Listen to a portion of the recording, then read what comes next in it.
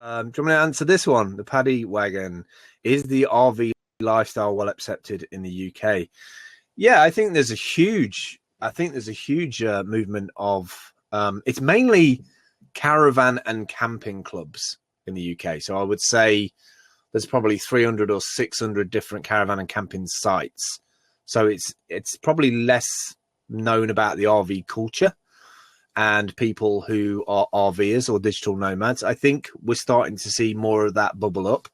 Whereas, like, I think America in the last couple of years have really taken the lead in terms of like directories and portals. And obviously you got people like Eric, who's a YouTube blogger about RV lifestyles and the life and the living of it.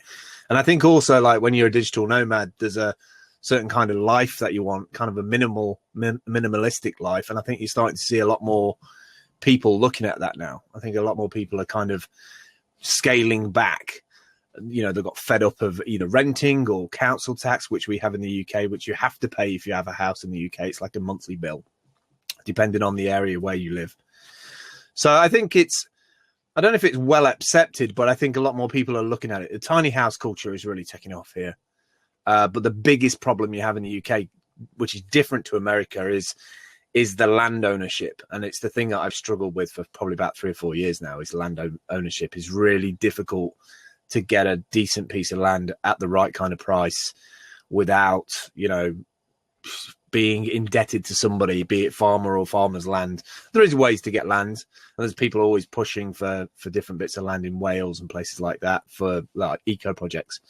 But yeah, I think it's on the rise. I think RV lifestyle is on the rise. You have to remember as well that RV life is predicated by the fuel that you consume and use in your vehicle. So our fuel is super expensive over here in terms of, you know, per liter versus gallon. So what is it? Something like 3 or 4 gallons. I'm not sure what it is. It's 3 or 4 gallons, isn't it? Something like that. Right, yeah. And it's £1 something a liter here.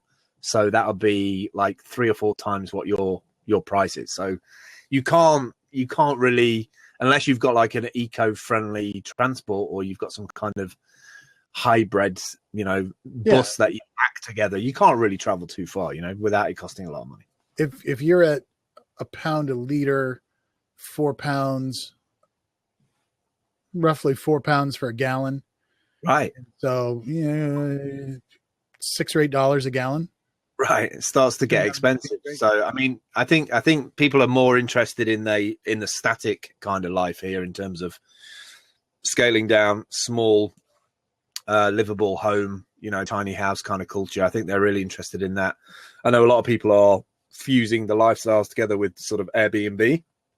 So they've either got a piece of land or they're at a farm and they bought a tiny home and they kind of have it as a second home. That's kind of big here as well, I think.